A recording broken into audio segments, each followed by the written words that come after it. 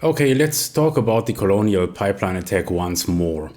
In this video, I want to focus on why it keeps being misrepresented as an OT attack and why this is actually a missed opportunity for OT security.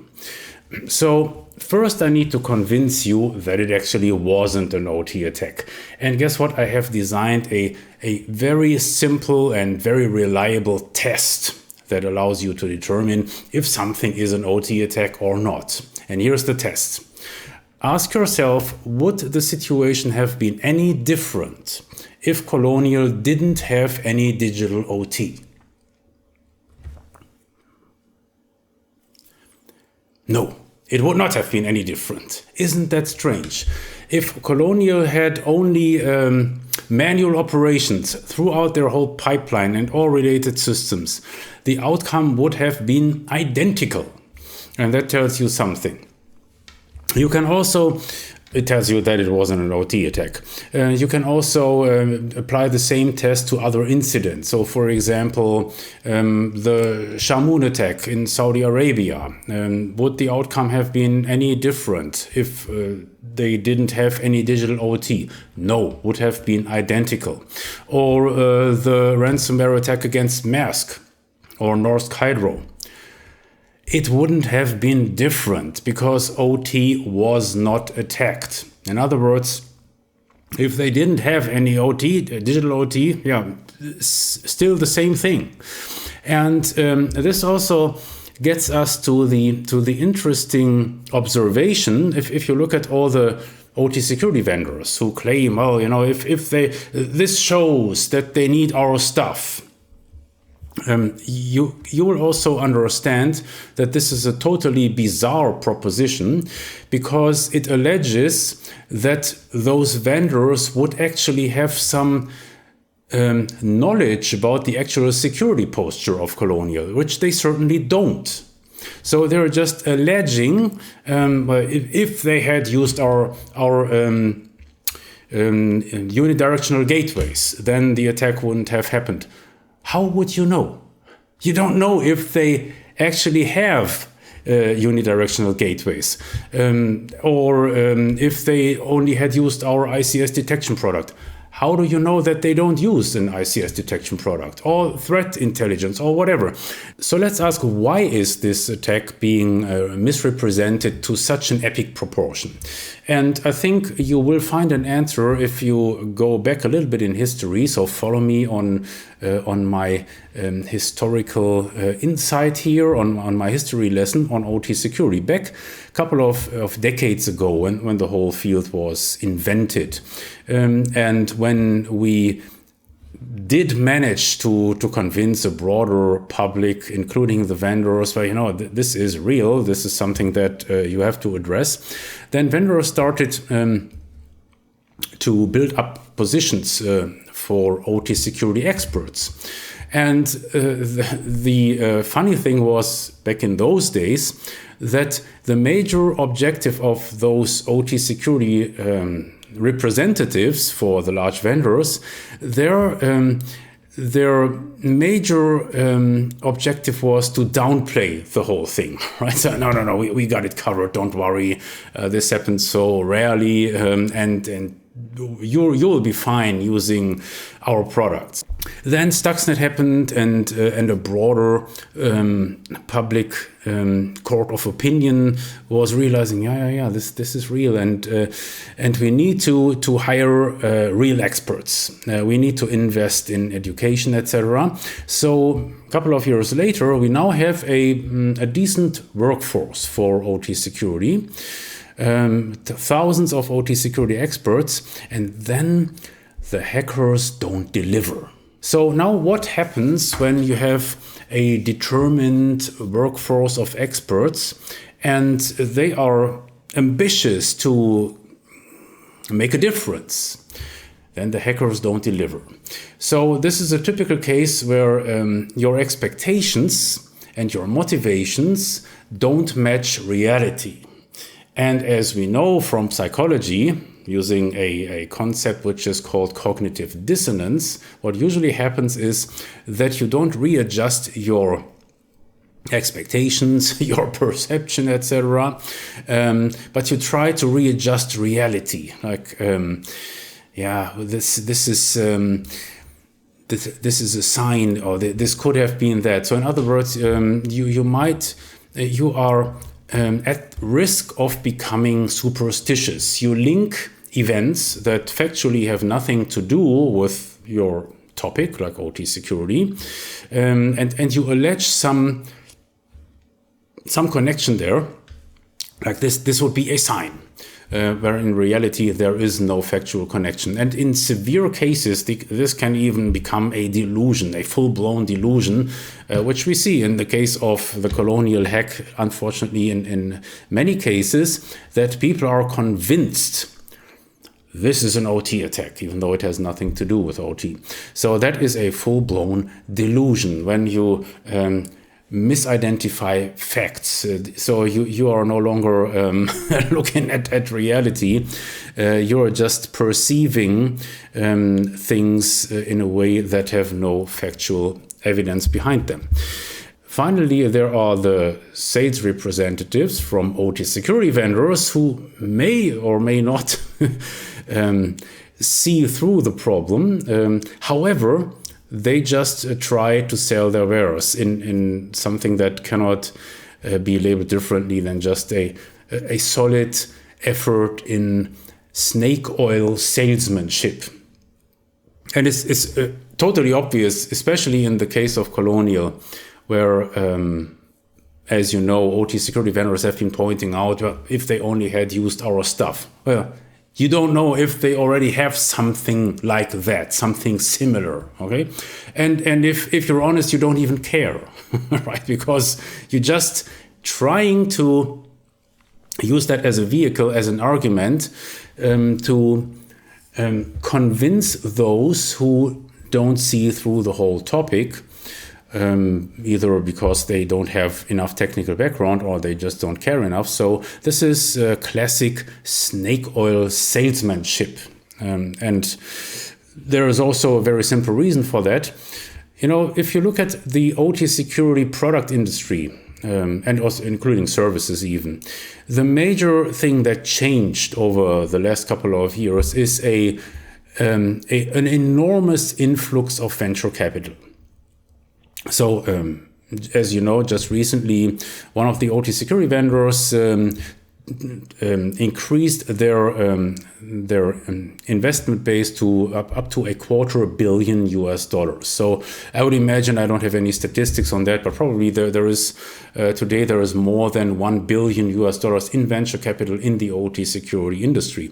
And if you have invested so much money, well, certainly you expect some return, and if the hackers don't deliver, well, your last resort is to just create fear, uncertainty, and doubt, and this is what we are seeing. So this is why the advertising, the sales pitches, etc., always stress the aspect of risk and the hackers and the threats, etc., because there are no real OT attacks, but they still have to sell their wares, which is apparently a little bit different in such a scenario. So this already tells you that you will see even increased FUD marketing over the next couple of years. So now let's think about what could have been done or what should be done. How should we deal with this whole problem?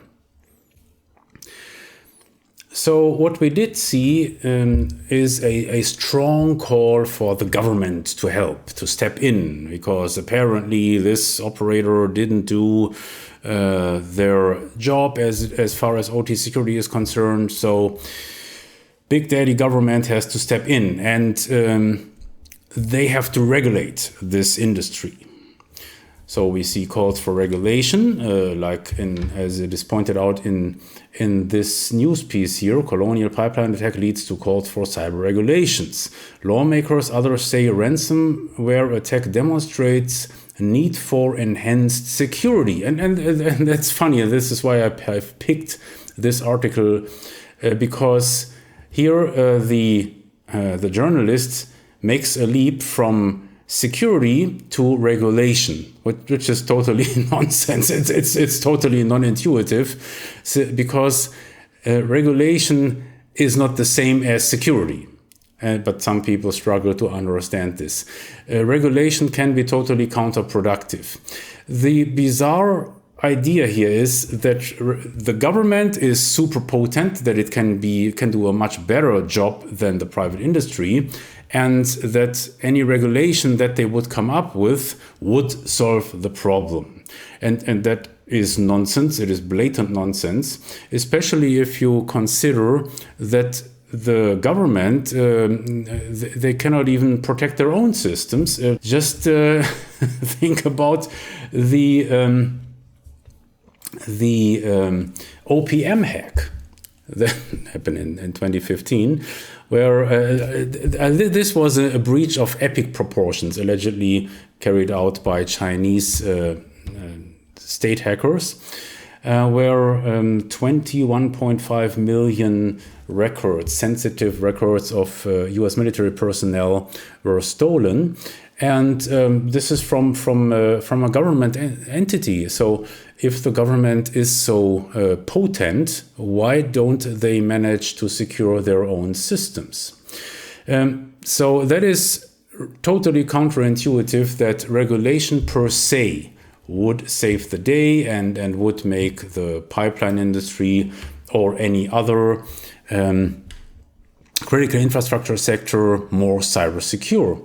And especially if you if you follow the overall gist of the argument here. So I have picked out this statement here from Homeland Secretary Mr. Mayorkas, which reads, "The cybersecurity landscape is constantly evolving and we must adapt to address new and emerging threats," said Secretary of Homeland Security Alejandro N. Mayorkas.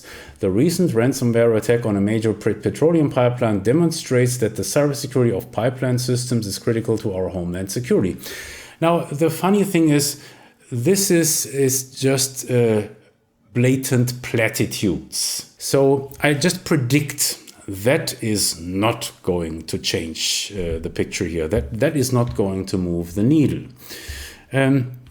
As you may have seen, the feds have been successful in seizing part of the ransom.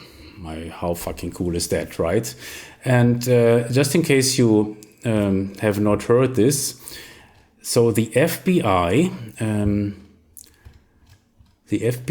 seized 63.7%. 63.7 Bitcoin, valued at 2.3 million. And this is I think it's very interesting. This is the part. This is the ransom minus the fee that DarkSide did collect, like the 15%. So in this operation, in this business model, it works like this. DarkSide, as you may know, is not the actual attacker. They just lease their ransomware software, the ransomware platform. And then for those who rent that platform, they have to pay a fee, which is 15% of the collected ransom. And this is gone. But the actual attacker, whom we don't know about, so the identity of this attacker is still undisclosed and probably not known. Their share, which already had tumbled to a meager 2.3 million, that was seized. And how is that possible? Because those attackers are utter fools. And if you don't believe me, hear me out. So first, they had waited to cash in and had seen the valuation of Bitcoin drop substantially over the last couple of weeks. And then they made a stupid beginner's mistake. So these are incompetent criminals, amateur criminals. They left their ransom, their part of the ransom, on a public exchange, Bitcoin exchange, that, to make matters worse, is hosted in the US. Total nonsense. It's ridiculous nonsense. Why would you do that? So just in case if you didn't know how that works with Bitcoin, you are only secure. So you only have you can only ensure custody over your funds if you transfer them to your own wallet, which could look like this. Like this is a hardware wallet where then all your Bitcoin is stored on that, right? And they didn't bother to do that. As long as you keep your Bitcoin or any other crypto on a public exchange, you don't have your own wallet. And since the wallets are public in the crypto world for Bitcoin, it was certainly not very difficult for the US government, for the FBI to figure out, well, where did this money go to, and then just to identify, in this case, to whom this wallet belongs, so to a public exchange. And since just as the icing on the cake, since this exchange also happened to be in the US, like under US jurisdiction, it didn't cost a lot of effort to seize the money. So that was very good news. Certainly it only works with attackers who are fools. And then the other good news, I think, that we have seen is that the Biden administration actually makes this an issue with Russia. So allegedly, in the Biden-Putin summit, which happened recently, this topic was brought up, and it's specifically about the idea to deny safe haven or safe harbors for cybercrime. National Security, John Demers, Assistant Attorney General at the National Security Division or at DOJ, said nation states are serving as safe havens for sophisticated criminal actors, and that is leading to an increased blending of the threat. Yes, absolutely right. And when the topic was brought up, that caused tensions. who had expected that? And certainly you know right away what the answer would have been, or what it was, because it was also reported. But the major cybercrime emerges in the United States. That was predictable that Putin would play that card. But still, I think this is a necessary way to go. And I'm actually surprised that the Biden administration didn't take it further, because they missed an excellent opportunity. They missed the opportunity, especially in respect to Colonial.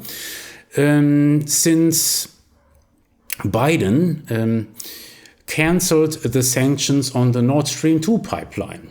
Finally, let's focus on my opinion, what you could do as OT security experts. What should your response be in the aftermath of Colonial? Colonial was not an OT attack, but we can and must learn from it.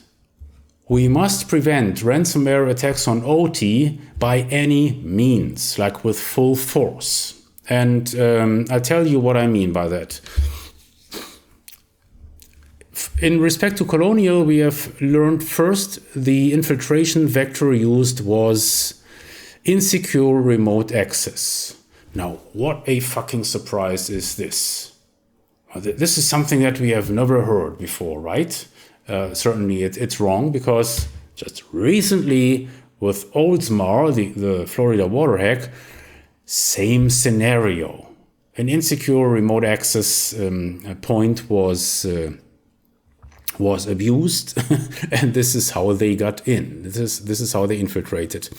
This means that for your OT security operations, this must become a very strong factor that you focus on. Why? Because, I mean, just among us, there are many insecure remote access points, specifically in OT, but don't tell the hackers. But we know that this is the case, so just get rid of those damn insecure access points. And that can involve very basic methods such as using two-factor authentication. Ideally, it would involve a little bit more firepower. So ideally, you would arrive at solutions and architectures where you have full control over your remote access, which means you can monitor it and you can also shut it down at any point in time. So this would be one priority that I would have for you. And the other priority would be put substantial efforts on disaster recovery. And that means, let's be honest, most of you don't have a solid disaster recovery plan and procedures in place. So start with that. Start as long as you have the luxury that you are not under attack.